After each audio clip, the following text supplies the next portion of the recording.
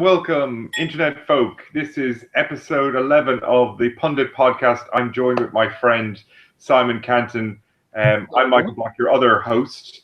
Today we're going to talk about entertainment stuff, nerd trivia stuff, TVs, movies, tech, like we've been doing for the past 10 episodes. Simon, hello. You've been selling Green Star. We mentioned this last week. It's been going well for you? You can tell me? Yeah, we've been... so anyone that's following us on social media will have seen the deluge of Green Star stuff we've been sharing. We had all kinds of fun stuff for this week. We had quotes from the series on top of picture backgrounds of space stuff from NASA that we got. And we had diary entries that we made up specially for the launch, with each of the crew giving their own views on what's happening, which was good fun. And we did a short story as well for our email list, so they get to see. So you haven't read the series, Mike, but there's a guy called Paul in it, and Paul is a dick, basically. He used to be the captain of the Green Star, and he's the most sexist, bigoted, drunkard pig that you can imagine. And he stages a rebellion using, the holodeck on Star Trek. Yeah. So he expands the holotainment center, which is the Green Star equivalent, so that he can get characters from the holodeck or holotainment center out into the rest of the ship. But he can't persuade any characters that are any use to help him. So he only manages to get some characters from a children's entertainment show called Miss Tinky's Fairy Tale Forest. So he's got, knee-high mice and a giant teapot and stuff to try and help him take over the ship. Yeah, I hope you've trademarked that holotainment. Have you? No. I don't know, Microsoft might be after you for that one. It's quite good. Okay, I haven't read your books too much to my stupidity, but mostly it's because I can't really read and I'm waiting for the Braille versions. But I suppose the question everyone wants to know, answered is, will there be a season 3? Yeah, it looks like it. Dave and I are planning. So I won't spoil anything that happens in season 2, but don't spoil anything that happens in season 1. I might get to it. But season 2 ends in a place where we think people will really want to know what's going to happen next. So season 3 is going to be really quite fun to write. I'll just say that I've been researching world mythology quite a lot recently. Right. So we've got all kinds of fun stuff to put in. Like, for instance, did you know that in Christianity... This podcast, you've heard the first rumor about season 3. Yeah. Did you know in Christianity, there's a group of angels, this is in the Bible, who sit around God. So God's on a throne. They sit around God and just shout holy at him all day long. Holy, holy, holy. So we thought it might be quite fun to have that happen in Green Star. Or I should say, this is just me so far. I haven't talked to Dave about it. He might say that's the stupidest idea ever. But Which chapter of the Bible was this? Huh? Which chapter of the Bible was this? Oh, I don't know. I'm reading a summary version, like the Cliff Notes version. So there's all kinds of stuff. I mean, Christianity's full of all that kind of stuff, like the 7-headed dragon and the Archangel Gabriel, for instance. Everyone always draws him as a human. And in the Bible, he is described as, I forget how high, like a really tall, like 60-foot high giant with 200 wings, blue fur, and every hair of the fur speaks a different language from the earth. That's how... So Archangel Gabriel on churches and stuff is always pictured as like a blonde-haired dude, but that's not what the Bible says, at least. So that's quite fun. I'm not sure if the Bible... I'm not sure... let's not get into it. I mean, we'll start off the podcast. I'm not sure if I thought we'd go down this rabbit hole, and certainly not that quickly. But I think... So I should clarify. I don't think you're... Maybe you're talking about the mythology of the Bible and some book, but you're not reading the New and the Old Testament. To clarify, I saw no blue fur in the New or the Old Testament. Let me tell you that. Nothing about. You haven't read the Bible cover to cover. You haven't even read my books. Anyway, I was going to clarify. Might be certainly the New Testament might be a book that I can say I've for sure read cover to cover. But in any event, maybe not at the same time. I was just going to clarify that I'm an atheist, so of course, whatever I say, I'm going to think is funny in the Bible. And Mike is Catholic? I'm a Catholic. Christian, at least. Christian. So Mike is going to be pissed off with anything I say. I think it's very funny. I'm just not sure if this is the source material you're attributing it to. Okay, that's all. Well, anyway, no, see, this one, I'm going to segue out by saying hello for one of our sponsors. Those listening to the audio version will not know that I'm about to eat an Oreo cookie. Who are not our sponsors, or if they are, I'm not getting any of the money. This is about we should be sponsored by the Archangel Gabriel. That'd be fun. Yeah, he probably would give me these very unhealthy cookies. So, yeah. While I'm months away, which is really silly, it was a really bad joke and a bad idea because podcasts not really have chewing in them. Let's get on to our next or our first topic. Yeah. We just found out ourselves just a few moments ago. Here is 7th of May. A show was premiere teased on YouTube. It's on the Netflix YouTube channel. Sense8. It seems that this is a show that's going to launch on Netflix. It seems like it's an exclusive show. Friday, June the 5th. It's only a month away. Yeah. And, obviously we've been talking, and I've literally been an advertising revenue for Grace and Frankie, which starts tomorrow on Netflix. I'm interested to see if it's going to be good or I'm going to be hugely or disappointed by my overhyping of a comedy series. And I think you said on one of the podcasts before, the comedy's either good or bad. It's fine having these great actors, but if it falls flat, it's going to fall flat. But anyway, this is a very interesting sci-fi. Kind of reminds me of Heroes. Yeah, it did very much. The guy from it is there's a chap in it who. So the main guy seems to be Brian J. Smith, who was in Stargate Universe. Yeah, you said that, and I didn't watch Stargate Universe. There's definitely mythology. There's a couple of British actors and actresses in there as well. I also saw Daryl Hannah seems to be there, and again, see pictures of her, or again, images as well, and obviously she's got sci-fi pedigree coming from Blade Runner, etc. But it just Naveen Andrews is the guy I'm thinking of who's in the trailer, and he was in Lost, which is where I come from. Yeah, and that also kind of, there was an element to that Lost, kind of like, okay, yeah, so it has that kind of thing. It looks very interesting. It looks like something where, I don't want to know too much about it other than to say, hey, this looks interesting. It looks like a new world. It kind of looks sci-fi, nerdy kind of stuff, but what is it? It looks like the kind of show that you'd need to give it a couple of episodes, because even from the trailer, like you watch the start of the trailer, and the first minute you're going, okay, blah, blah, blah, blah, blah. And then they start kicking ass and like borrowing. But one of the things I saw, this is the creators here, the Wachowski brothers, or brother and sister now. And, is this Wachowskis? Yeah, Wachowski's creators. Oh, okay. Yeah, the Wachowskis, as well as somebody else credited as J.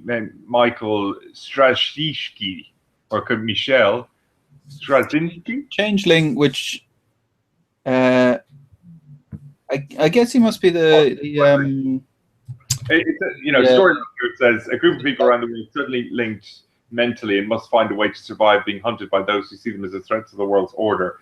Look, like all of these things, yeah, looks like it could have a very interesting premise. Looks like a good trailer. It's great that it was new, that we haven't heard about it for ages. Netflix are just, they are literally just this year. They've been doing well. They were kind of cornerstone 2 shows. Orange is the New Black, critically acclaimed. House of Cards, critically acclaimed. Nice water cooler stuff. That's why you get Netflix Netflix, and then all the other shows that you know about, which are made by other studios. But in terms of their own content, this year, right off the bat, Daredevil, you know, not for everybody, but it's a solid show. I loved it. House of Cards. You're going to get Orange is the New Black in a couple of months' time, if not July. I can't remember. You got this coming up, Sense8. And what you've got to say is they've signed Longmire season 4, their own show. You've got Grace and Frankie starting tomorrow. And you're kind of going, well, I'd love to, because I've never done it. It's kind of like you got to. It's something for everyone. And if you want sort of a slightly more mature comedy with Jane Fonda, you know, you're going to get that. If you want action, you got Daredevil. If you want sort of, you know, political intrigue, you got House of Cards. You know, kind of dark comedy, you got Orange is the New Black. This is sci-fi. This is interesting. Everyone wanted them to do, like, what was the big reboot? Forget Netflix. If everyone went to Netflix and said, right, we want you to reboot something, they'd say, yeah. If Netflix had Firefly, nothing like that would have happened. You know, now that might have been a good or a bad thing. You know, and they're like, going, well, we'll do our own Firefly or whatever. You know, because they will, you know, or you know, these are all the Netflix are basically giving the people of the internet what they want. You know, these kind of shows, and there's something for everybody. You mentioned Firefly. That might be a good segue into the showrunners thing I was watching, because Joss Whedon's in that. And he mentions that whilst writing Firefly, he was showrunning 3 shows at the same time. It was the final season of Buffy, it was season 4 of Angel, and it was season 1 of Firefly. At the same time, he was writing and running all. He wasn't obviously writing every episode, but he was running all 3 shows at the same time, which was pretty amazing. No, totally. I mean, well, yeah, talk to me about that. I mean, I know this is something you watched this past week. Well, it's something I'm always interested in, because it's kind of become a new thing. Just for anybody here, there's a documentary show. It's you can get on Netflix called Showrunners: The Art of Running a TV Show. You watched this recently. Again, I haven't seen it yet, but I certainly have heard really good things about it. So tell us about that. Sorry for interrupting you. So I was going to say that there's a new kind of celebrity really out of TV shows, which there hasn't been before, with the showrunner. And the showrunner is essentially the person who's in charge of the creative direction of the show. It's like the director for a movie, basically. Sure. So on movies, you've got like Steven Spielberg and Martin Scorsese and people that everyone recognizes. And then you got a lot of directors that no one does. But for TV shows, there was never the case before where you know who made the TV show. Like if you asked me who made the A-Team, for instance, which I probably watched for whatever, how many seasons, 8 seasons or something, I wouldn't know. I remember Dirk Benedict or, you know, whoever else, you know, George. I remember the actors, but not the guy that was making it. No. Whereas now, people know who makes Game of Thrones. People know who made Breaking Bad. Like even they might not recognize them, but they'd know their name at least. Absolutely.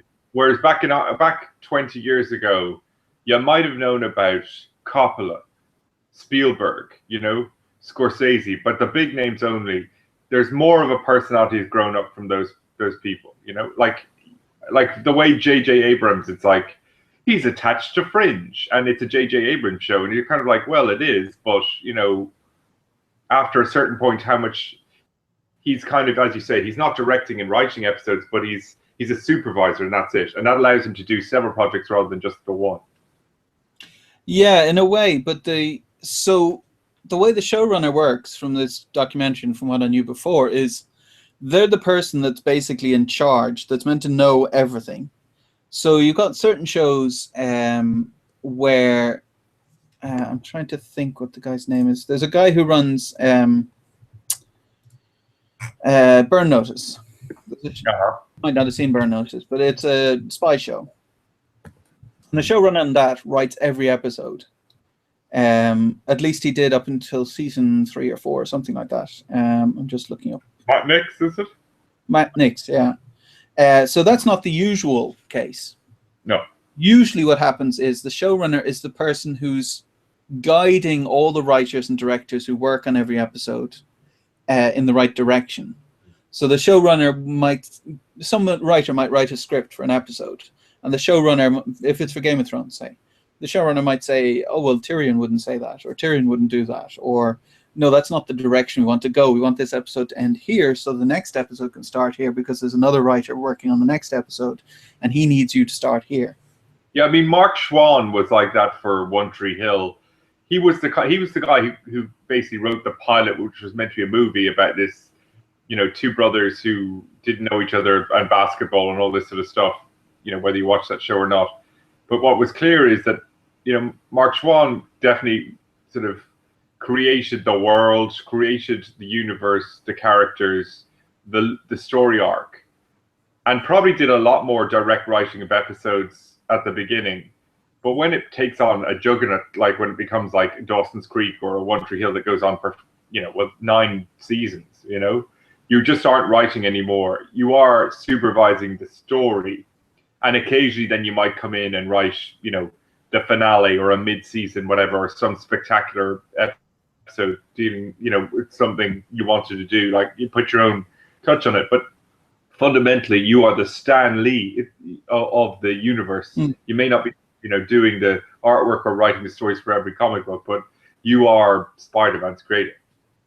Not just a creator, you're also, like, I don't know if Stan Lee does this. I would guess he doesn't.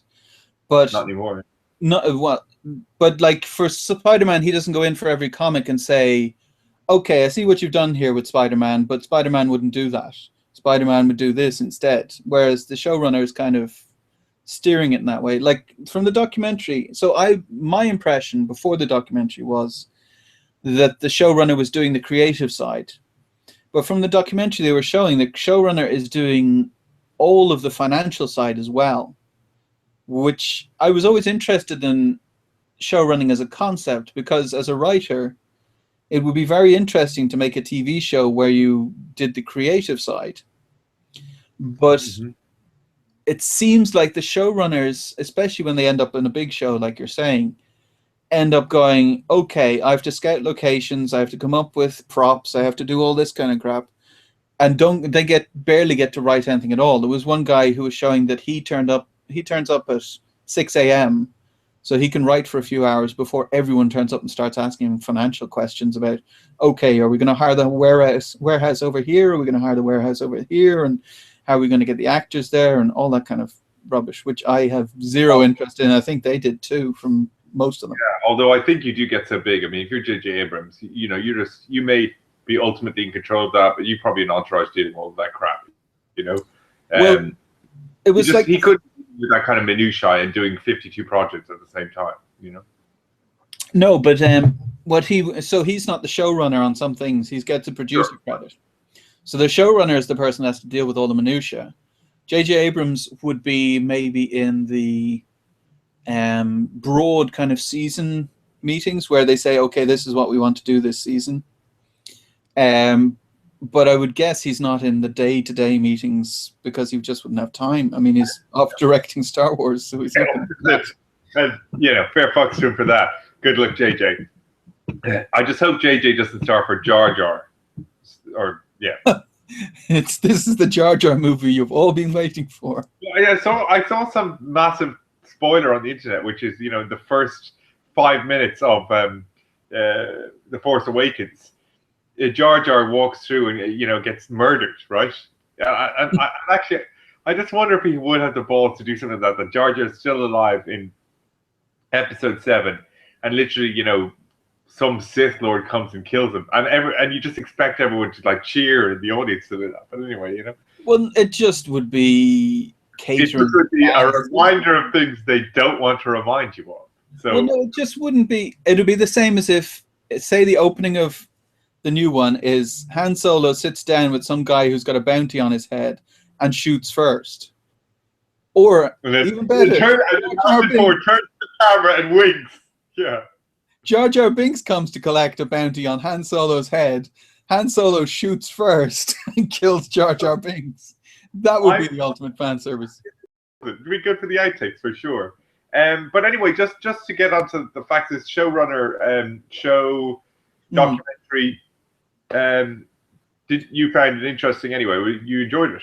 I did. I mean, I'm not sure if it'd be that interesting to everyone. Like, one of the guys was saying something very interesting. He said, if you make a TV show, you'll get certain people coming up to you saying, okay, I like how you did this and that and the other, and this is what I think you should do in the future. And he said, the guys that know who the showrunner is and know the minutiae of what you want to do in this season, don't listen to them, because they're 0.01% of the guys who actually, the people who are actually watching your show. And 99.9% of the people don't know who the showrunner is, don't know what a teaser is or a season arc or anything like that. They just want to watch the show and be entertained. And that's the people you're actually making the show for. And if you start listening to the guys on the internet that think that they know what they're doing, you're doomed, because you're just making a show for 100 people. I think that applies to media in general. I mean, you know, you and I are kind of, you know, we're in everybody's in a life now where if you follow any particular hobby online, I mean, you just see that. And what you've got to realize is that the very outspoken and loud minority, and we hope they are a minority, some people on the internet who scream and bitch and moan about whatever problem there is.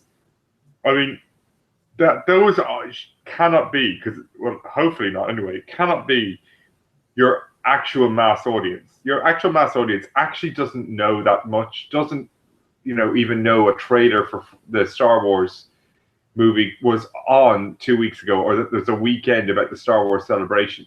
I think a lot of the people who go about their lives and, you know, these things happen, you know, and don't pay attention to that stuff, actually would be interested in some of the shows that are on the internet and the Star Wars celebration, whatever, but they're not the type of people who are constantly going to their content, you know, in websites and YouTube for information.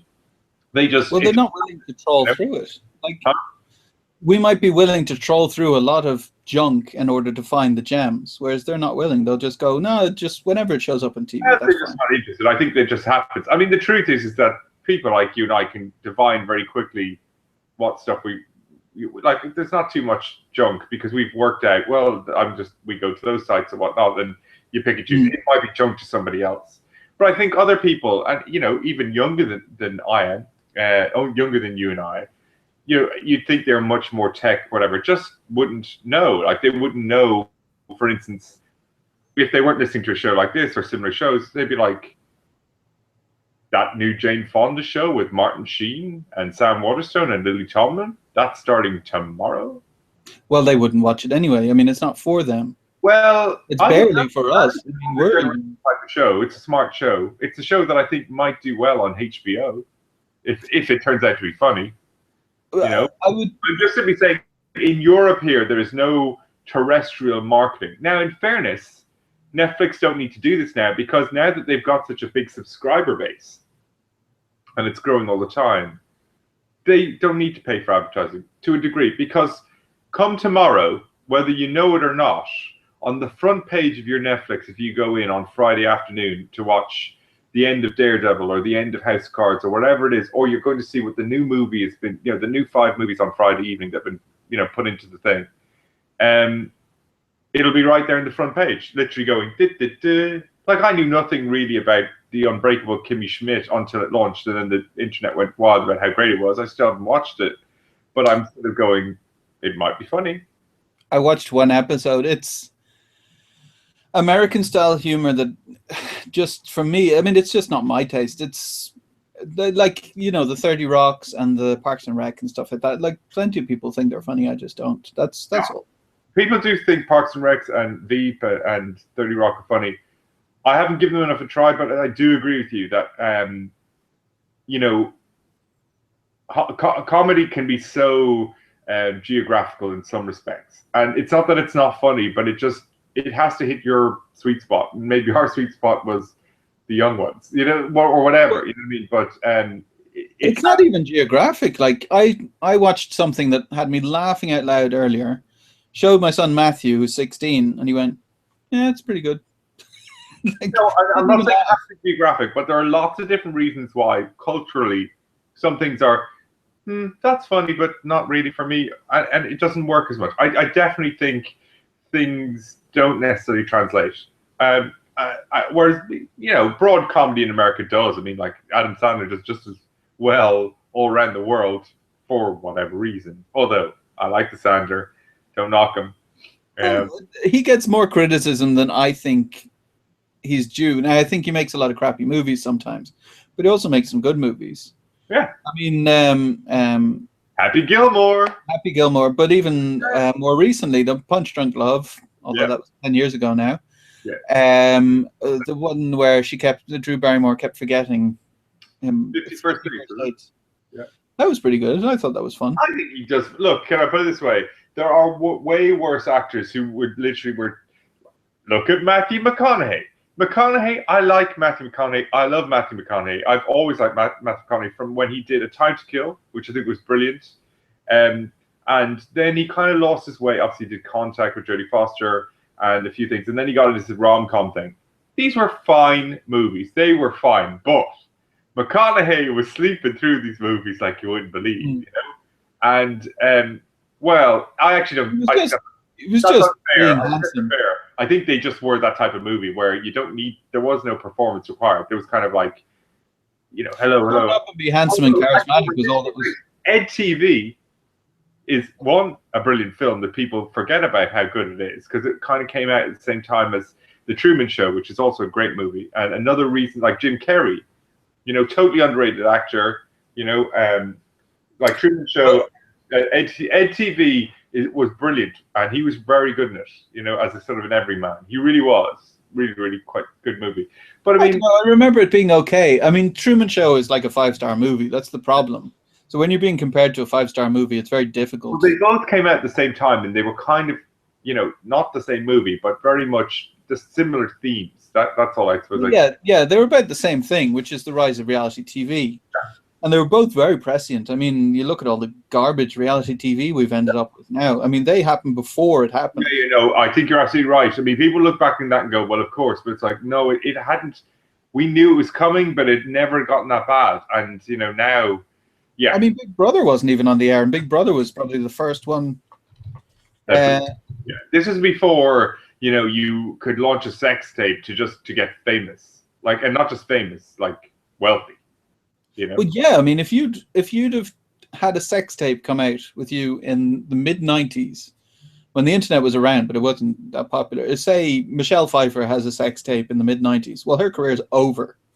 Like, it's not like it is now, where people are like, yeah, Kim Kardashian's fine. Like, so she had a sex tape, so what? Then, like, everyone was much more conservative. It would have been, yes, she's a slut, and we must slut shame her by never going to her movies again. Which obviously is better, but the reality TV thing is not better. Yeah, sorry. It's better that, you know, we've moved away from slut shaming, but at the same time, it's not.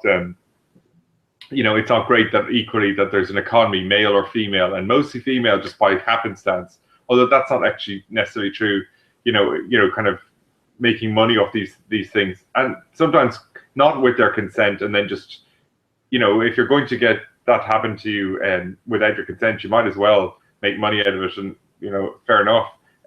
But all sorts of terrible things that go along with that. But anyway, we're trying not to be too conservative minded about those sort of things, and again, trying to segue away from this touchy, dangerous topic that has nothing to do with entertainment.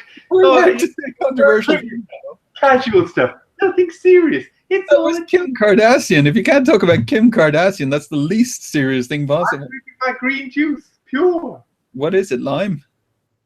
It's juiced limes, juiced apples, juiced mangoes, juiced ginger. It's tangy. Okie doke. The next thing on our list was it's like nuclear. It tastes hard. Anyway. Next thing on the list was Game of Thrones, season 5. Yeah, you just watched. Yeah, I've just watched the latest episode. You know, so have you. I know the internet probably had it 4 weeks ago. But now we've caught up with the pirates, right? Yeah. Or did they get the next one? Yeah, indeed. So, I thought, without going into too many spoilers, although again it's a few days after things, you know, so not getting, there was nothing necessarily spoiled. I'm trying to actually remember what it's about. This was slightly interesting in that there was a definite attempt in the episode to try and string together the 4 separate stories or 4 or 5 separate stories in the same episode. Whereas before I felt, you know, each episode seemed to have its own string, and then be like, next episode we'll deal with Aya, or next episode we'll deal with the, you know, the King's Hand or whatever. But interesting. you forget that there's like 20 strings. We dealt with maybe 4, but there's like 20 strings. I mean, Bran and Rickon, for example. We haven't seen Rick at all. You know, those 16 strings you talk about, right, haven't even been touched yet, and we're 4 episodes into probably a 12-episode season. 10-episode season. Yeah, well, there you go. We're almost halfway through, and these guys are like just not here. Oh, Bran and Rickon aren't going to turn up at all, is what they said. The creators said. But like, there's loads of other stuff. It's still burn, you know. Like, yeah, I mean, there's loads of. The problem is they've got too much going on, which you really hope that there's a plan to draw it all together in later seasons.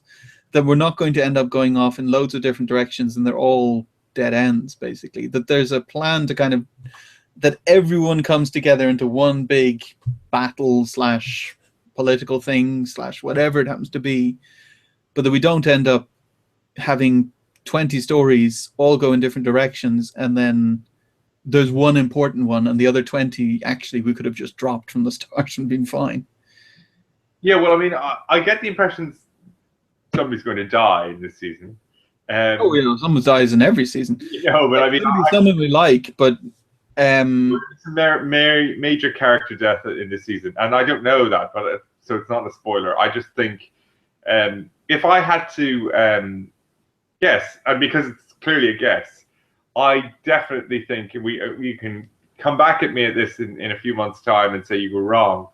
I definitely think that Ramsay Snow, or his father, Roose Bolton, isn't it? Yeah, Roose Bolton. Roose Bolton. He's not Ramsay Snow anymore as well. He's Ramsay Bolton. Yeah, okay. Yeah. To be a nerd for a second. One of those two are going to die. Oh, I think that Peter Baelish is going to die. It's one of those two or her have got to die. Simple as. I think Sansa's going to die. Is that what you said? Yeah, I seriously don't think it's Sansa, but it's going to be between Sansa or one of the Boltons got to die, because I predict that she's going to have to leave her current surroundings, is the best way I'll describe it. I won't use the word escape, but anyway, leave her current surroundings. And in order to do that, one of the Boltons has to die. So I guess we should say sorry to cut you off for a second. We should say we're spoiling the crap out of anything up to season 5, episode 4, just in case people are still around. Since I didn't know whether we were going to spoil it or not from the start, but we obviously are. No, but sure, it's fairly vague anyway. So, well, not really, because you've said that Sansa is with the Boltons and she has to get out of there. And anyway, what I was going to say was, I think Peter Baelish is due to die. Who? What? I think Baelish, Littlefinger, he's due to die. Yeah, I just think that, like, I don't know anything about the books, whatever. I just think that bastard is so damn cunning. They won't kill him off that quickly. They just won't want to. But he, like, see, Roose, I don't know. I just think so insignificant. Like, maybe not insignificant in the book sense, but like as a character in the TV show, like whatever. His bastard son or non-bastard son will now take over. So the Boltons have multiple threats against them. They got Sansa working from the inside. They got Baelish, who wants to take their place. They've got Stannis coming down from the north, who wants to kill them. Potentially Jon might change his mind, but he probably won't, because he's honorable, which I thought that a pain in the ass. Because how does this guy not learn? He's stupid. How do you not learn the lesson? Oh, my dad, Ned Stark, he went down and he was really honorable, got his head cut off. Oh, my brother, Robb Stark, he was really honorable, got his head cut off. I'm going to be honorable too. That's a good idea. This definitely works out. And Stannis is there going, hey, dude, this hasn't worked for your brother or your father. How about you cop on? Nope. It's actually an incredibly good point just to talk about that in the context of this episode. Because that whole, and we're into spoilers now at this stage, so. Well, we've said there's spoilers, so yeah, if people are still around, it's their own fault.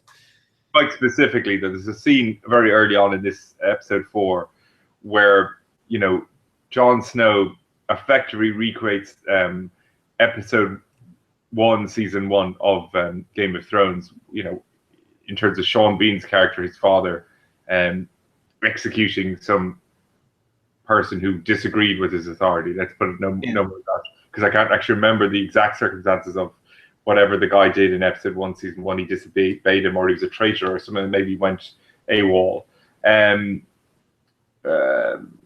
But and it was quite interesting to see that. And I think that wasn't about Jon Snow being not merciful or merciful, because I think that was him aping what he'd learned or seen his father do before. More to do with that, because actually he is quite merciful. He doesn't like killing. Well, I think he had to do that to get have the authority to run the Night's Watch. Absolutely, but because of what his father did, if it was up to him. Oh no, I think he'd have done it anyway, because you have to remember, he's in charge of a bunch of murderers and rapists. He's not in charge of some soldiers who are honorable and are going to do the right thing. He's in charge of people who the only thing he's got is, oh, that murderer guy who doesn't want to do what I say will be killed if he doesn't do it, so he'll do it. I agree he had to do it. There's no doubt about that, and he did it. But I'm just simply saying, we haven't really seen that ruthless streak in him before. He's been a good fighter. He's defended himself. He's defended other people. But he's never been ruthless. He's been the opposite of ruthless. He's had a couple of, and he didn't. I had a couple of things I thought were quite fun during the week. What's the actor's name that plays Jon Snow? Kit Harington, is it? Kit Harington. He was on Graham Norton. I don't know if you saw. No.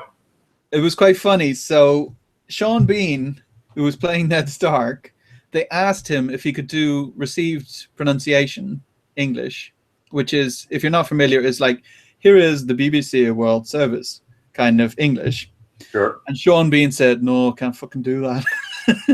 So it meant the entire north of Game of Thrones, of Westeros, has to do Sean Bean's accent to match him, rather than him doing received pronunciation.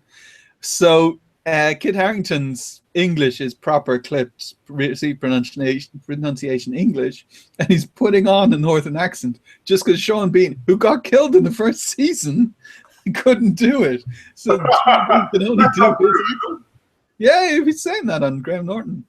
The other thing, which was more in the actual show itself, is there's been a fan theory on the books that I haven't heard until now.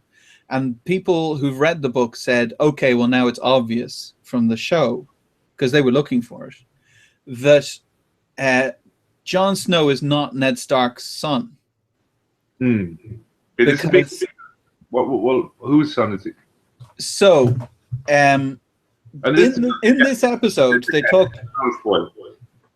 So in this episode, they talked about Rhaegar Targaryen, who was the Mad King, and he was in a tournament, and he won the tournament, and he got like a wreath of flowers, and he's meant to give it to the woman he loves, and he rode past his wife, and he gave it to Lyanna Stark, and that was a big scandal because she was engaged to Robert Baratheon. And then later in the same episode, Sansa says, Rhaegar Targaryen, he was horrible. He kidnapped my aunt and raped her. And Peter Baelish goes, did he? Okay, then. Like, that's bullshit. That's not what happened. That's the rewriting of history by the victors in the war. So, someone also said, Stannis, I think, they said, oh yeah, and Jon Snow, he's Ned Stark's son. And he was a bastard by some serving wench. And Stannis went, that doesn't really sound like Ned Stark's style, does it? Yeah, I did notice that. So what they're saying, the fan theory is that Lyanna Stark went willingly with Rhaegar Targaryen. And they had a baby, son, and then they said earlier in season 1 or 2 that Ned found Lyanna Stark and she was dying, and then he came home with Jon Snow. So if she was dying in childbirth from Rhaegar's son, then Ned the honorable thing to do would, since all Targaryens, Robert Baratheon said all Targaryens have to die, even if they're babies. The honorable thing to do would be to say it was his son and take the bastard home, or wasn't a bastard then, I guess, take the child home and say it was his bastard and raise it as his own. That way, Rhaegar Targaryen's son with his sister wouldn't be killed. So that's the fan theory, which really sounds very plausible.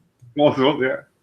So that would make Jon Snow Jon Targaryen, who would be the next king of Westeros, rightfully, in the Targaryen line. Because the Robert Baratheon won the war to take over the Targaryen line. The Targaryens had been running Westeros for thousands of years, whatever it was, 1,000 years or something. Jon is probably older than Daenerys by a bit. So, and Daenerys isn't in the direct line of succession. She's the sister of Rhaegar. So she only takes over if Rhaegar didn't have any children that survived. So if Jon survived, he is the king of Westeros. And the other thing is degrees of Game of Thrones right there. And the other thing, actually, if you think about it, I just thought of this now, which they didn't mention in the shows I watched. The Red Witch woman, the Red Woman, she tried to sleep with Jon. Yeah. And she said earlier when she slept with Stannis, that the seed of kings is powerful, and that's how she could make the shadow monster to kill the other guy, the other Baratheon. What's his name? Renly. So if Jon is a king, then potentially her trying to have sex with him was so she could make another shadow monster, and she could use that shadow monster to kill whoever she wanted in the world. Yeah, there was I definitely think there's. I mean, it's a kind of a classic story. This kind of, the prince and the pauper type of thing. The moment you're introduced to Jon Snow, and I still haven't read any Game of Thrones books, and he was the bastard. You always thought to yourself, yeah, but is he? It's what's there's so many sort of stories like that. Let's say the prince and the pauper. What's that other famous one, which is similar. To the storyline where you have this kind of almost like Cinderella sort of story, the Man in the Iron Mask. All throughout all of these sort of great adventure of Duma, everything like that. You've got this kind of idea of from small beginnings, but in fact, as you say, the king, the rightful king. The Maester in Castle Black though is a Targaryen. So even if Jon comes out as being a Targaryen, he's in the Night's Watch. So if he does anything if he keeps true to his oath, then he can't do anything about it, even if he's king. Because the Maester in Castle Black could claim to be king of Westeros, since he is a Targaryen. I mean, he's a blind guy who's like 100 years old, but still. But he's chosen not to because he's in the Night's Watch, and you can't break out of that. Same as the Kingsguard. Jaime can't be king because he's in the Kingsguard. You're released from your oath. Not that I know of. Because they've sworn on the old gods and the new. And as well in Game of Thrones, we've seen that I don't know whether gods have power or it's magic masquerading as gods. But they had the guy in season 3 or 4 where he kept getting killed and kept coming back to life. So there's some kind of thing there. You remember the Mountain killed him. It was the head of the band of merry thieves or whatever that Arya met. And then the Mountain kills him, and then he gets back up again, and he says, oh yeah, the God of Light keeps resurrecting me. So whether that's that he has magical powers and he's attributing them to religion, or whether he's actually, there is gods in this world, is difficult to know. That now. I mean, that rolled off me, but then again, I definitely haven't. So if there is gods, and Jon's sworn on the gods, well then, I guess the gods would be annoyed that he broke his oath and might just kill him for the sake of it, or I don't know. It's difficult to know if in this world these religions are real, like there is actual gods, well then they could potentially make sure that Jon dies if he does break his oath. Yeah, well, I mean, there's no doubt but that there's a sort of a sense of magic in the show. I mean, in a way, it's kind of, you can kind of forget about it because it's whatever. But like, there are dragons in the show. There's a woman who birthed dragons. You know, this is not, you know, what we know as human nature with all the rules of physics. You know.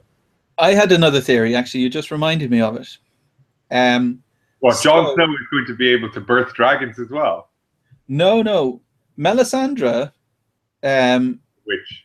So she's potentially a witch, but she goes up in the lift with Jon. I forget if it's this episode or the episode before. She went up. That maybe, yeah. And he says, "Aren't you cold?" And she says, "No, I never feel the cold." Yeah. So I wondered whether she has the same kind of power as Daenerys, that fire won't hurt her. Potentially, I mean, she might even be a Targaryen herself, because if she's obsessed with fire, the same as Daenerys' power basically is fire protection. So if the dragons do turn up and Melisandre goes against them, potentially the dragons can't hurt Melisandre because she it seems to be immune to temperature changes.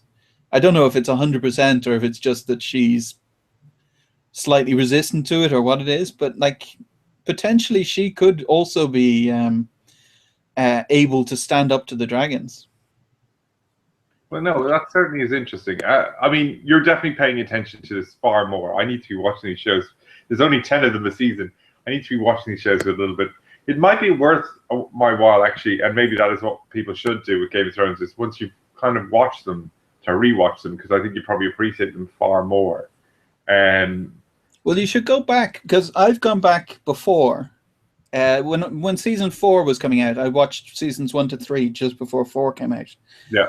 And you notice all the things, all the seeds they plant in the earlier seasons, because they have actually, because the books have been written, they knew what was going to happen. Yeah. So they've planted the seeds of it earlier on, and you'd no idea. Like someone says a line, and you go, okay, that didn't make any sense, forget it. And you go on the season, and then like you go back and you go, wait, he just said what he was going to do in season 4. Like, it is very interesting to rewatch the earlier seasons because they have kind of done a really good job of layering that stuff in. And again, it comes down to what you said there, which is that if you have a plan rather than are we going to last a season? You know, you know, you can push this sort of info in there. I mean, I think they went into the series knowing they had something successful on their hands that was going to do well. You know, and they stuck to their guns from the beginning before they knew it was going to be a hit, and it's played out for them. You know, I don't know, because I mean, HBO, I think, were very brave to put as much money into the first season as they did, because if you look at the history of fantasy shows, they don't have like a very good history. They usually get cancelled after a season or two. Yeah, or they get very campy, like Spartacus or Hercules or whatever these kind of whatever. Don't criticize Spartacus. That's an awesome show. Have you watched the TV show? Yeah, you had a lot of shows like that that turned out to be like Rome, which turned out to be all sex and sandals. And I've no doubt that, you know, the initial pitch to the executives would be like, oh, you know, sex and sandals and whatever. I mean, I'm sure it wasn't. It had to be a little bit more like, look, we're not going to just, hey, we're going to have, you know, fight scenes and, you know, naked women if that's what you want. But the truth is, this is going to be a smart show. That's probably what the pitch was about. But yeah, I mean, Spartacus, I would say, was a much smarter show than Rome. But at least that's my opinion. At least, like Spartacus had the good idea of showing both sides, both the Romans and the slaves, and writing it realistically from both sides. So in some shows, you get the goodies and the baddies make stupid decisions just so that the goodies can win. Whereas in Spartacus, you could kind of understand why they were making every decision. And as well, this isn't something particularly for me, but for the ladies, there was so many freaking penises in that show. It was unbelievable. Every dude, like the dude, it's a show about gladiators. So it's mostly dudes. There is some women in it, especially in the later seasons when they're no longer gladiators. Every dude is waving his penis around every 5 seconds. Look, equality. This is what equality means. What I mean. Like, I've no problem with it. It just, like, there's a lot of dicks. That ain't the Romans. Okay, well, look, we'll kind of. That was interesting, definitely interesting. Talk about Game of Thrones. Look, I think it's been a slow burn season, but I enjoy it. I enjoy all the characters. I just want something like. It seems to me like they're pushing it forward a tiny bit at the moment, and you're kind of at the moment now, I'd like a 2-hour episode where they actually like some serious shit went down. Yeah, absolutely. Especially if they had an entire episode with Jamie and Bronn on their rescue with the Sand Sisters, the snakes, whatever they're called. If they had a 1-hour episode, next episode with them, I'd be very happy because that would kind of move us. It would get that story finished one way or the other. Maybe Jamie and Bronn die. Maybe the Sand Sisters die. I have no idea. But at least that would be closed off, and then you could kind of move on with the other threads. I mean, just to touch on it, because we've spoiled everything with this episode, really. But in the red, it was interesting to see how Cersei and Marjorie were playing off against each other, and it'll be interesting to see how that culminates with the new king. I forget his first name. Who's so easily manipulated. He's going to die in 5 seconds. You saw guy's so easily manipulated, and I was really. Well, I was really hoping that he would come up with some solution that neither was violence, which is what obviously. Not in Game of Thrones, buddy. I really thought maybe he could actually do what Joffrey couldn't do. Joffrey would have just killed everybody. And he would have been right to do it. Like, that would have been the right response in that situation. Yeah, but there's no right response here, because the right response, he's got 2 things to do. He needs to get his wife's brother back.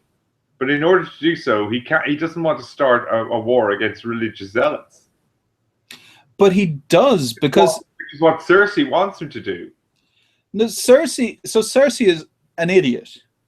Cersei is always focused, like Tywin said it really well in season 3 or 4. She said, "You just don't want me in charge because I'm a woman." And Tywin said, "I don't want you in charge because you're not smart enough to be in charge." Cersei is focused on this, what's in front of her. And what's in front of her is Marjorie Tyrell pissing her off. So she goes, "Okay, I'm going to go to the religious zealots because I know your brother's gay and your brother's going to get in big trouble." Dumbass not thinking, hey, wait, my son, the king, is a product of incest, and those religious zealots also hate incest. They're going to kill him. She's a freaking idiot. Yeah, but also, she must realize that if he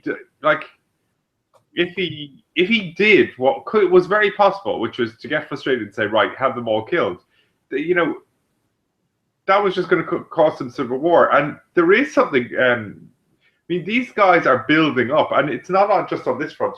It's almost on both fronts. I mean, you've got this Danish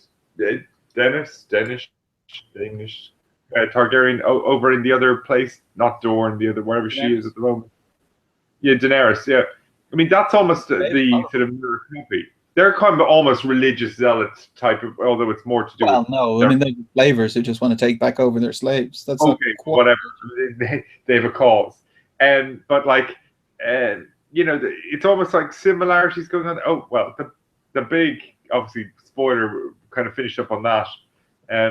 Who is everyone dead? Is everyone dead? Well, do you think that guy? Oh, the 2 dudes. Oh, I don't really care. Yeah. Really, I mean, the 2 least interesting characters. The other knight is on his way back. Her other advisor. Whatever his name is. Yeah, but I mean, there was a spoiler in the trailer. I won't tell you, but he's not going to go straight into her good graces. I'll just say that. Yeah. But what I was going to say was Daenerys is the least interesting character to me. She might get more interesting now with Varys. Jesus, these names with their Y's in them. And Tyrion. I need you. I should be watching Game of Thrones with you by my side as my translator. You know what I mean? So Varys and Tyrion are heading over there, and they're interesting, especially Varys. I like Varys. But I don't know. My predictions. So if we're making predictions anyway. Varys was always smart. He was what made her make all the right decisions at the beginning. Yeah, I think Varys. He gave some information. He didn't really betray her. Maybe. Varys? No, he didn't betray her. He saved her. Yeah, but she banished him. We're talking about the same person, right? No, we're not talking about the same person at all. You're talking about the Sir Davos. No, not Sir Davos. Sir something or other. The slaver dude. Yeah. You're talking about the slaver dude. I'm talking about the bald priest dude who had to flee because Tyrion killed Tywin. Yeah. I'm talking about. I don't give a shit about the slaver dude. He's just, I don't know. He's okay. He's fine. He's just not one of my favorite characters. Fair enough. Varys and Tyrion, I think, as her advisors, would steer her in the right direction, I think, and say, okay, enough playing around on the other side of the world. How about you go get your throne back? Cersei, I think, is going to get her son killed. I think we could well see Jaime come back with the daughter to a city that's completely in rebellion, killing his nephew/son and killing Cersei, the love of his life, because she's a freaking idiot. I think Littlefinger could easily encourage that because he's now on Stannis' team, so he'd want the rebellion to happen. And the religious zealots could easily overpower the guards if they don't do something about it. So I think that's going to happen there. I think the Sons of the Harpy thing, honor gets you killed. That's the problem. In Game of Thrones, anyone who's honorable is going to die, and Daenerys is trying to be honorable too much. Like, she's trying to deal with essentially guerrilla tactics with her standing army, and that never works. Anyway, that's my theories. I think Stannis could easily sweep down and take over long enough to then be fighting. What would be interesting is if Stannis... And nothing happened. And you can see they've left all these options open for one huge big explosion because, there is a lot to happen. Just none of that has happened yet, Like, I think the ideal for this season would be Jaime rescues his daughter/niece. He gets back with Bronn, and Cersei and the new king are dead, which means Jaime and his daughter are the only ones left. And Tyrion, obviously, but Tyrion's not going to be king. So Jaime takes over as king, and then he has to face Stannis in the battle. And then you've got an interesting battle because Stannis is coming down with his army. Jaime presumably... I mean, they said the Lannisters are out of gold. So if the king dies, the Tyrells aren't going to support them anymore, which means they're broke, which means maybe there's no Lannister army to stand against a Stannis army. Possibly. I mean, I think. Look, I'm lost completely now. I mean, there'll be a lot more that'll be between them. There'll be backhand deals. Armies will be bought. Who knows who will swap sides? That'll be the big question. Who's going to do the swipperoo, like the Red Wedding, where you're like, oh yeah, we have this army, and it's like the army turn around and go, actually, we're for it, whatever. My big question, because I'm into the bros. Will Tyrion and Jaime ever be friends again? I wouldn't say so, no. I mean, he killed his dad. It was his dad, too. Yeah, but his dad was a prick to him, but he was really nice to Jaime. Prick. Tywin was a prick to Jaime. No, he wasn't. Tywin groomed Jaime to be the next in line the whole way through his life. He said, you're going to be the head of the family. Don't join the King's Guard. You're going to be the head of the family. Blah, blah, blah. You're going to be the head of the family. And Jaime threw it back in his face, and Tywin got a little annoyed. But to get a little annoyed at an adult son is very difficult. Like, he got either his son or someone to get a prostitute to pretend to be in love with Tyrion, so then he could kill the prostitute in front of Tyrion just to fuck with him. I mean, that's pretty bad. Like, if your dad did that, you'd want to kill him. Like, look, he deserved what was coming to him. But Jaime is not going to realize that. Jaime's not going to see that. That's his dad, and his dad was nice to him. His dad took him on hunting trips. He taught him how to fight with a sword and all the rest of it. He just didn't teach Tyrion. So you're not like, there's no way Jaime can probably see the fact that Tywin was a prick, but that still is not going to stop the fact that Tywin was his father, and his father was killed by Tyrion. I wouldn't think he'd kill Tyrion, but I don't think they'd ever be best friends. Okay, we'll end it on that one. All right. But I think the one thing is sometimes I think about Game of Thrones, especially if you, I mean, you're very knowledgeable about the stuff you've been thinking about a lot.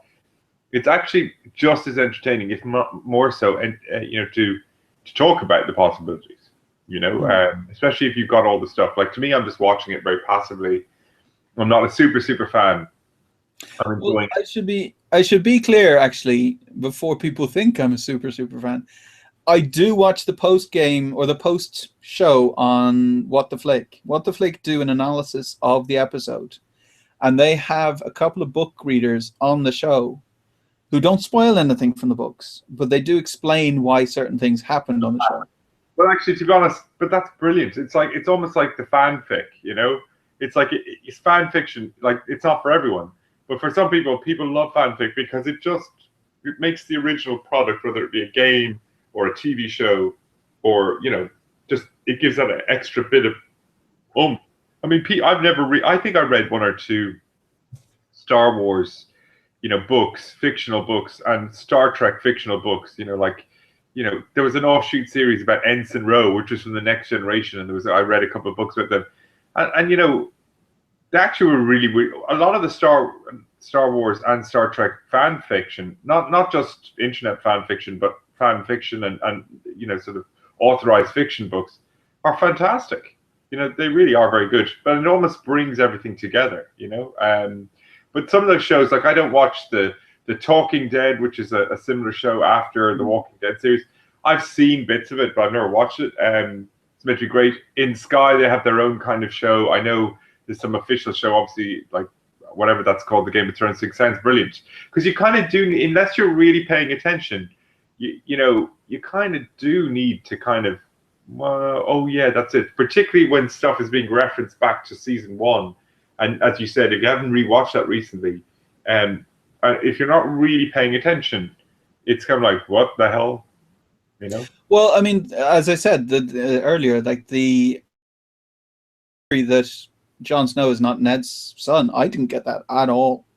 Like I only got that from the What the Flick show, and then from Garrett Robinson, who also said the same thing because he read the books. So he said, "Finally, I can tell you about this theory because it's so obvious from the last episode." I went, okay, I guess it was obvious, but I didn't get it. So it's not just me coming up with it, although the Melisandre thing, I don't think I've seen anyone else talking about. But like, no, it's a good spot. Definitely good spot. No, but I mean, I'm definitely enjoying it. You are too. It's slow burn, but there's hopefully going to be a big payoff. Let's just show on TV. What? It's the best show on TV. Like even when it's bad, it's still better than most of the shows. Oh no, definitely. I mean, yeah. I mean, I wouldn't go. It's not my favorite show because I hope that I would. I pay a bit more attention with my favorite show. I'm a bit too passive about it, but I appreciate it. I wouldn't want to miss it. Which I mean, it's probably good enough sort of thing to say about any show, really. But yeah, I mean, it's not my favorite, but at the same time, I'm going to keep watching it. There's no doubt about that. You started watching another show this week, a show called Happy-ish. Yeah, I just watched the first episode. I haven't seen the show, but I'm familiar about it because this was a TV series that was, I think, initially was cast Philip Seymour Hoffman, who obviously passed away, and Steve Coogan's taken over his role. I mean, first of all, where are you watching it? Is that on terrestrial TV in Norway or no? It's on HBO Nordic. So that's HBO Nordic is our version of HBO Go, basically. Yeah, so I'm not sure if it's here in Europe yet, but look, ultimately, I think it will be. The sort of obviously Steve Coogan is in the starring role. Bradley Whitford, who people remember from The West Wing, is in it as well. Carrie Preston from True Blood is there. Ellen Barkin. There's a list of some serious actors here and there that I can just see from the IMDb page. And they're saying it's that it's a story about Tom Paine, who on his birthday gets the gift of insignificance and also a new boss. Don't know what that means. He suspects his ED pills are interfering with his antidepressants, leaving him with neither happiness nor happiness, whatever that means. So ED is erectile dysfunction. It just means Is that what that is? Yeah. I thankfully I didn't know what ED stood for. Anyway, I mean, what's this show about, and are you impressed by it? It's I think a Showtime series. HBO show, Showtime, yeah. So the show is about Steve Coogan as an advertising executive, and he hates his job, but loves his family, so therefore is kind of stuck in a rut, working at a job he doesn't like to support the family, so he can kind of keep going. From the first episode, it's not a comedy. Is the first thing I'd say. It's a dramedy kind of thing. Like, it says comedy, it's just not a comedy. I hate it when shows like the Ricky Gervais thing, the one set in a senior home, is billed as a comedy. It's not a comedy. There's no jokes in it. I mean, you need to. It's not funny, therefore it's not a comedy. And they keep billing these things, these half-hour shows, as comedies when they're not, which annoys me because it just makes me go into the show expecting one type of thing and going, I'm not laughing. Yeah. Therefore, it's a bad show. Whereas if they'd said it's a drama, it's a half-hour drama, I'd go into the show expecting it to be a drama and I might enjoy it.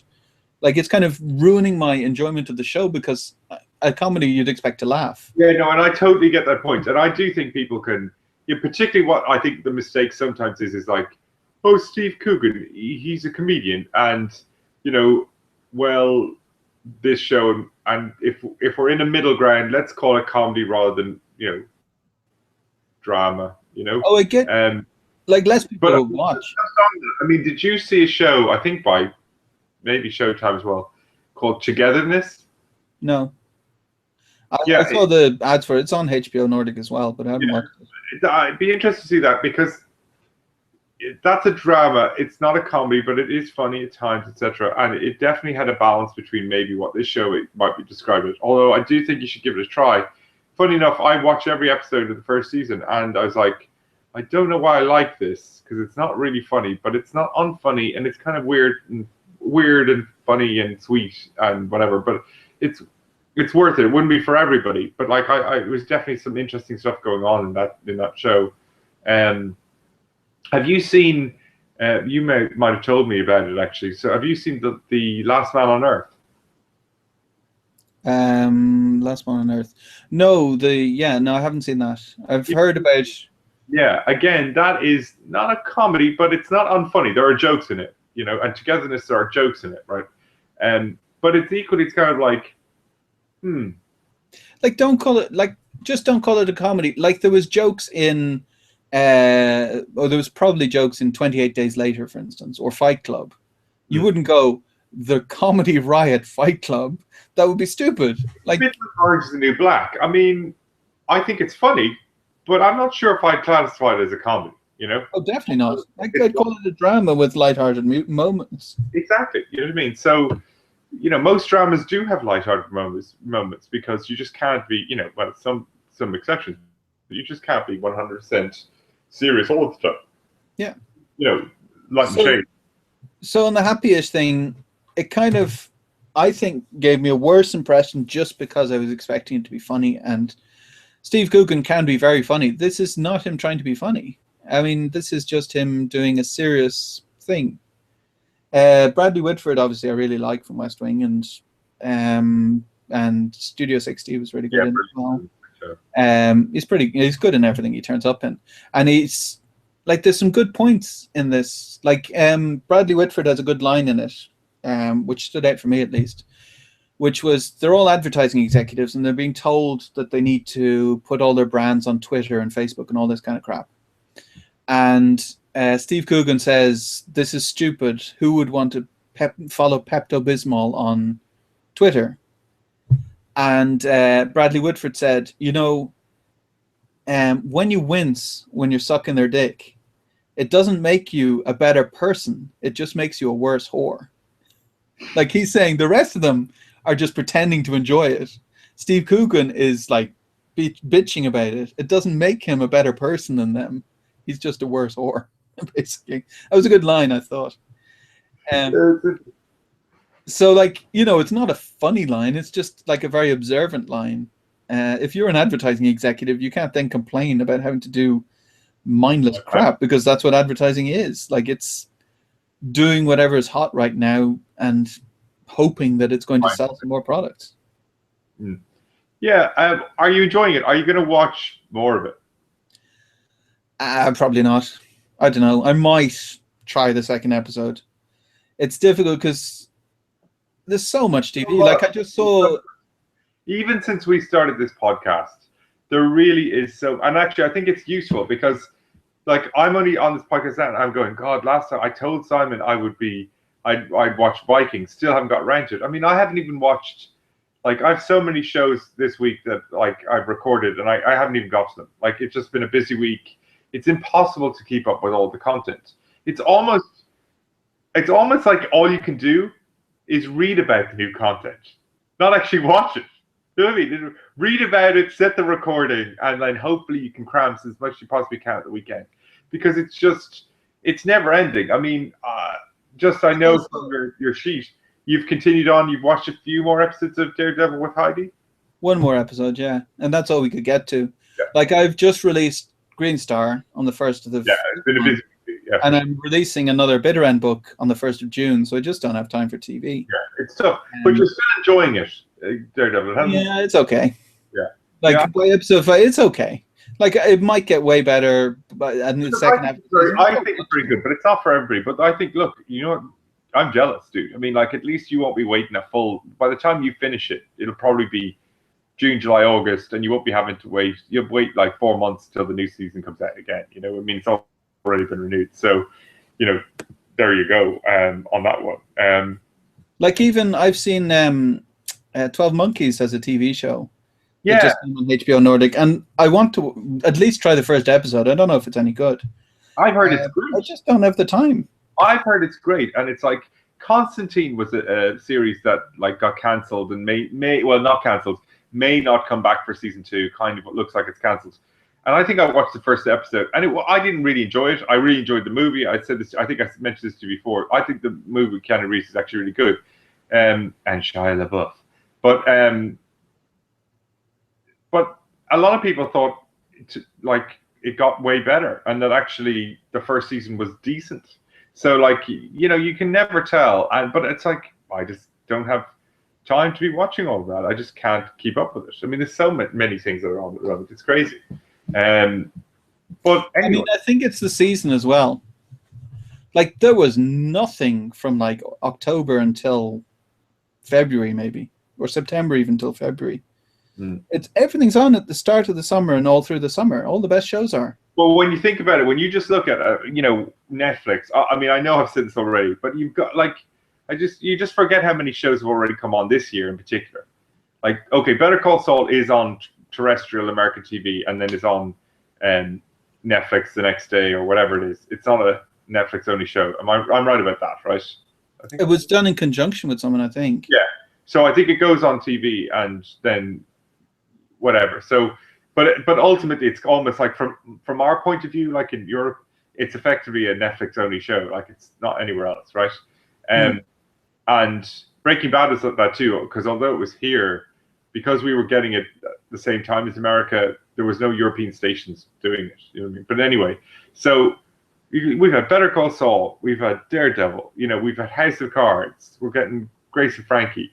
There's Orange is the New Black is coming out, System 8, Long March season 8, and that's not forgetting there's The Return, which I haven't watched, the Unbreakable Kimmy Schmidt, which I haven't watched. Kimmy Schmidt, I didn't like. Bloodline, I haven't watched, and whatever. And the point is, Simon, I'm not saying like HBO is great, but not every HBO show is for you or for me. You know what I mean? I like The Newsroom. I love The Newsroom. I love all that stuff. It's not for everyone. True Blood, I actually enjoyed the first 3 seasons of it, and then I was like, oh, whatever. Homeland, I enjoyed for a while. I'll still keep watching it, but it's not for everybody anymore. People think it's played out. Homeland trashed their characters. That's the problem. Yeah, the problem is that they were stuck between that. After season 1, they were already saying, Brody's outside his welcome. When they finally, spoilers, killed that motherfucker.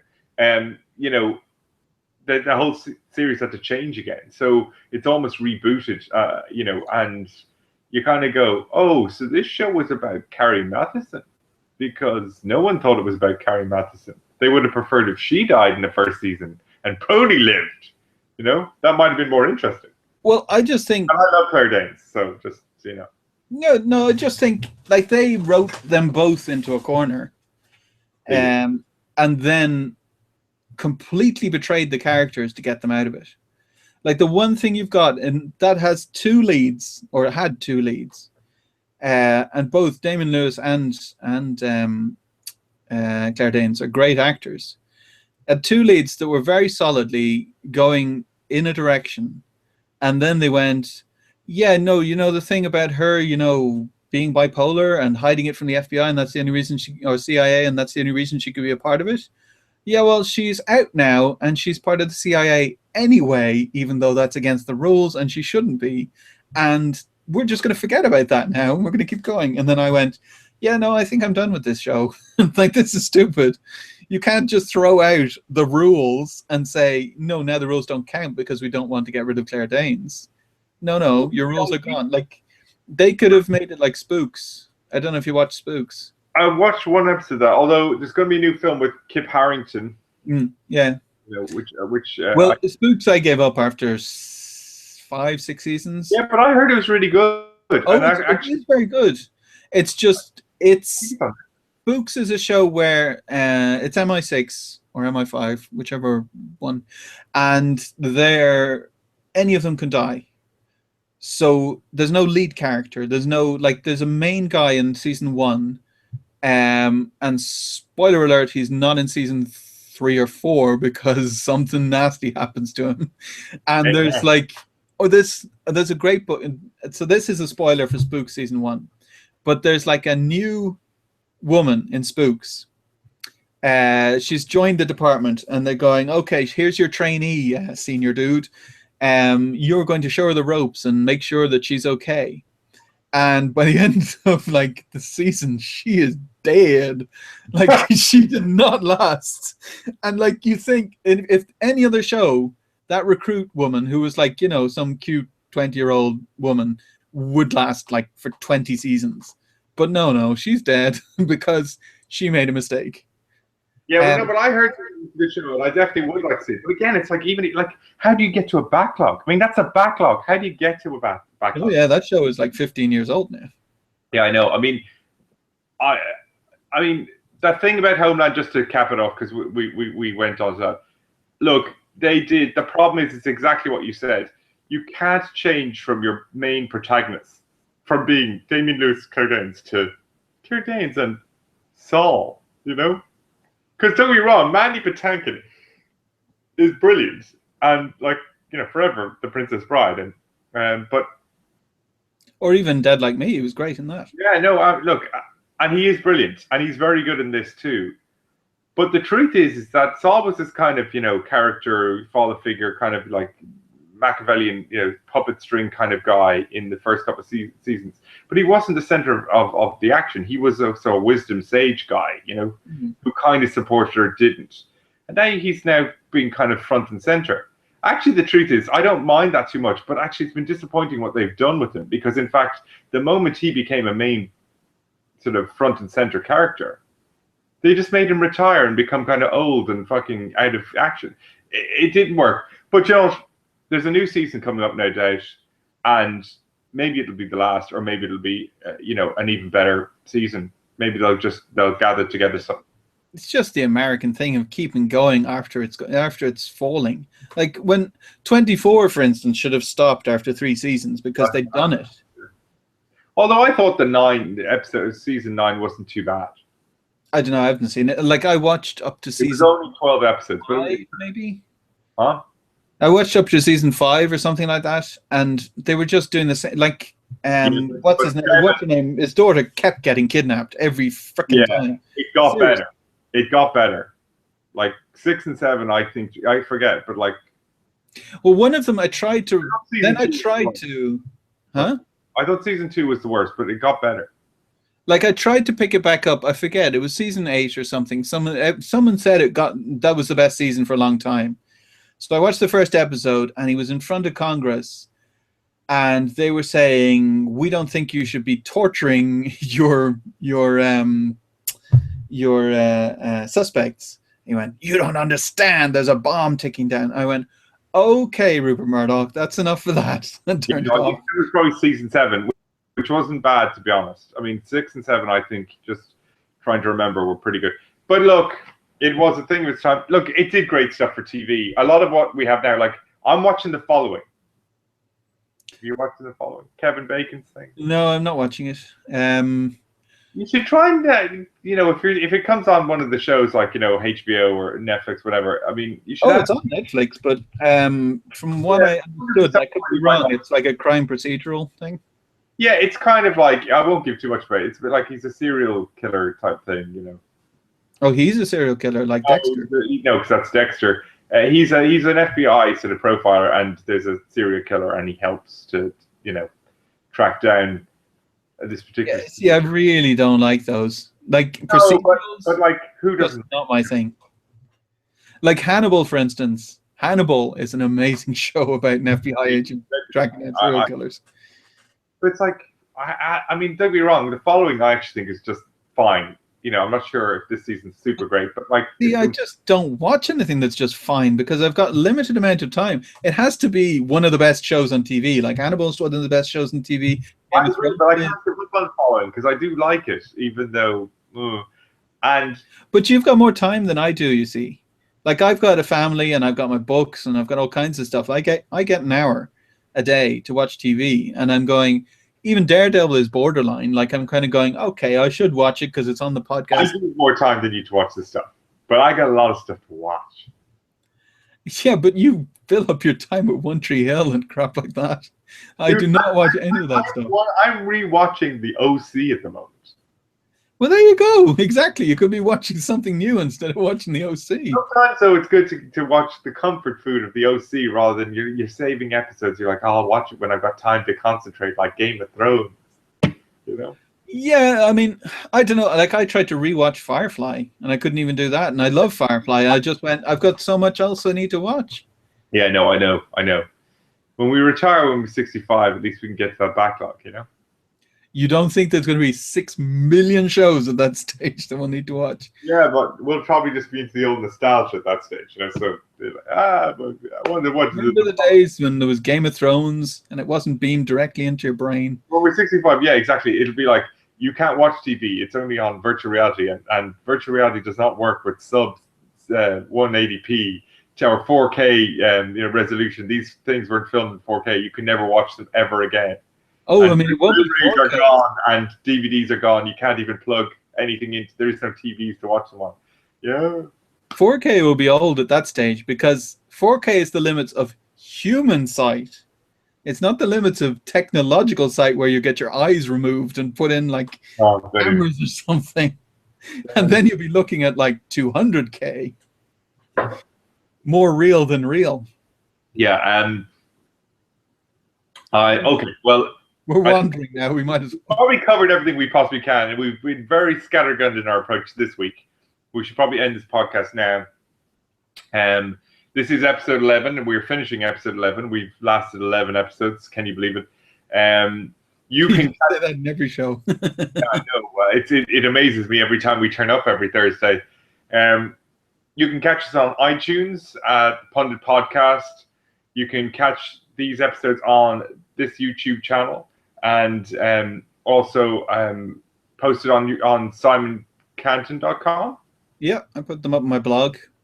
Yeah, just the YouTube and the audio. So if you don't have iTunes, for instance, you can go and listen to the audio directly on my website. Perfect. And where you can also find more information on the work Simon has been doing. And as we've been talking about, he's been releasing season 2 of Green Star, but there's other books and works in there and fantastic art cover work on the books and indications places to buy the books as well. All there on your website, simoncanton.com. You can catch Simon on scanton on Twitter. Yeah, I mean, more Google Plus. I think if you search for Simon Canton on Google Plus, I post a lot more stuff there than I do on Twitter. Right. Twitter tends to be just me retweeting stuff that other people have posted. Yeah, Simon's also got his own YouTube channel. I know you've been doing a lot of let's plays this week. I saw you're playing Grand Theft Auto 5 on PC. Yep. I think 2 videos there. I was watching a couple of them. Maybe there was. Oh, there was. Yeah, there might have been 2. I don't know. And then I kind of stopped because as well for a while. I was kind of quiet while I was watching it, so I was like, okay, well, this is kind of a boring let's play. It's just actually watching me play. You hadn't played Grand Theft Auto before. I mean, 5. 5? No, it's only just come to PC. Yeah, 2 weeks ago. I played obviously on 360 a while back. But and how are you getting through the story mode, or have you had time? About 10 hours in. Like, that's actually what I've used more time on than TV watching. Yeah, the story mode is actually, I mean, the story is quite good. Like, you kind of grind, you're trying to like get to the end, whatever. There's so much in that world. You could spend hundreds of hours in GTA 5. I mean, like hundreds. Yeah, I'm skipping all the side stuff, like all the go play tennis or whatever. I'm just skipping and going straight for the story every time. Yeah, it's about 20 hours if you just try and do the story, I think, to be honest. Like, because it just is like you go from mission to mission, but it's a great old game. You can catch me on at Bad Barrister on Twitter. Retweet, ask us some questions. If anyone ever listens to this podcast, please ask us some questions. We got a few listeners. Next episode, why not? We can deal with your requests on a 1-to-1 basis, since we probably have one person listening to this podcast. It could be you, people of the internet. Anyway, one thing is for sure, that even if nobody ever listens to this podcast, it will be on the internet forever. Don't keep saying that. We've got like 8 people watching or something on the last one. Yeah, nobody listens to this part of the podcast. No one gets this far into the rabbit hole, Simon. Don't worry about it. We're an hour and a half in. If people are still watching now, they know we're only kidding. They are intently listening to every word we say, and they will be expecting more Game of Thrones theories, spoilers, and who did it next week. So we'll probably join them next week, where we'll talk more about tech, nerd stuff, TV shows, movies, and we'll talk more about what Simon and myself have been doing in the previous week. So join us next week for episode 12. See ya. Bye, everyone.